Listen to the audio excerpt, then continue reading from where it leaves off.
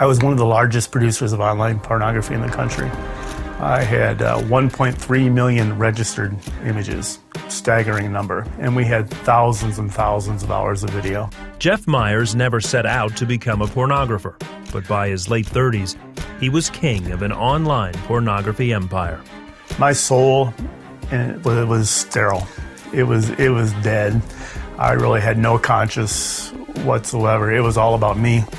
It was about making as much money as I could possibly make. Jeff was driven by deep insecurities that began in his childhood. I never really measured up, and I was always trying to obtain something that I could never get to. It kind of centered around money. The more money I could get, the more successful I felt, or I could make myself look to others. He married in his early 30s, but after 5 years they divorced, as he began spending much of his time and money in strip clubs. It really became my second lifestyle. I was spending thousands of dollars a week in these clubs, vying for this fake attention from these young ladies. Within a short period of time, that lifestyle, little by little, became real to me. I had to have this attention. It made me feel important. For kind of the first time in my life, even though it was fake, it didn't matter. I felt like I was important to somebody. One night, a dancer told him she wanted help, starting her own pornographic website. I'm thinking in the back of my head, well, I could do that. And so I did. First week we did $6,000 in sales. Within a year, I had 19 websites.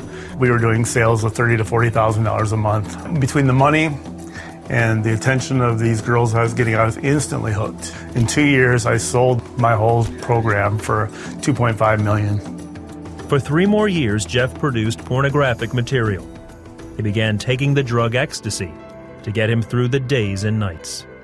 So it's about 150 hours a week of drug-induced fake happiness that is as far from real as you can get. And I knew I was destroying lives at this point. By this time, it kind of caught up to me mentally that what I was doing was just disastrous, not only for the models that worked for me, but for people in general. I knew something was going to have to give, but I stuck to it, and this drug kept me happy. As much as I had people around me, I was so completely alone, and I had many nights just by myself, like just alone. One of his models asked Jeff to remove her photos from the internet, but he had already sold them. She also asked for ecstasy for some friends and herself. Finally, Jeff said yes. I grabbed her 3 pills of ecstasy, 1 for each of her friends, not knowing that she had about a month-long conversation with the local police department about me and about getting her pictures off the internet. Within a few hours, several drug enforcement officers raided his home and arrested Jeff. Charged me with manufacturing, distributing methamphetamine, ecstasy, and took everything I owned, cleared me out, and left me kind of sitting in this big house, looking around, wondering what in the world had just happened to me. I was severely depressed. Everyone had abandoned me.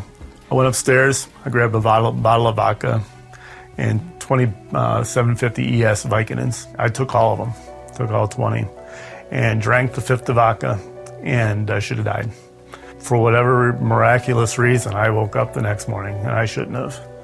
And I think at that point, I realized that, hey, I need help, and I can't do this on my own. I just so desperately wanted someone to reach out to me, and I was alone, and I needed somebody, something. He drove to a Christian camp he attended as a young man. That night, they gave an altar call, and Jeff was one of the first to come forward. He prayed and asked God to forgive his sins and give him a new start. I don't know if this God thing is going to work, that I had done way too much.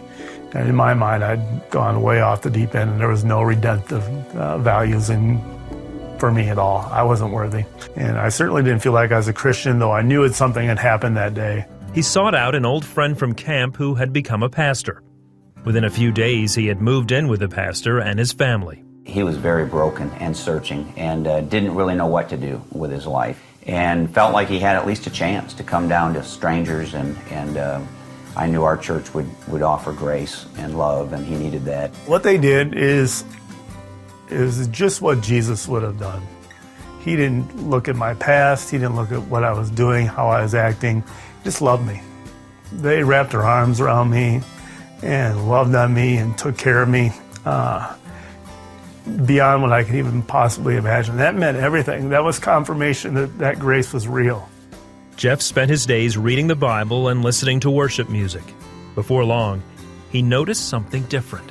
Over the next several days, I would wake up every morning with this worship song in my head. It was always a different one, and it was just like I was being washed from the inside out. My mind was being purified, and all those images were going away. I had no recollection of anything that I'd produced or any of those images. It was gone. It was like he's used that music and the stuff that I'd read and just to kind of cleanse me and make me new. And that's the point where I said, wow, he can fix me with the mess and the millions of lives that I've touched in a very, very negative way.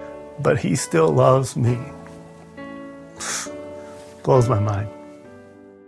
Jeff was sentenced to a year in prison. He used the time to study the Bible and pray. After his release, he used his internet development skills and started a new website, Godbeat TV. Instead of sharing filth, he's given me the opportunity to share God's love and put it in as many homes as we can do. It's kind of my personal mission of redemption. It's like, okay, God, you've given me these skills. You know, let's use them for your glory instead of your destruction. Jeff says he has experienced the love, mercy, and grace of God. My life was a disaster. I was a drug-addicted, alcoholic, pornographer.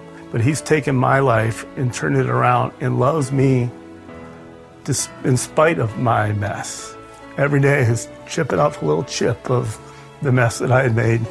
He's taken what Satan meant for evil and turned it into something amazing, just for the proof of God's amazing grace, the things he can do and the restoration he can make.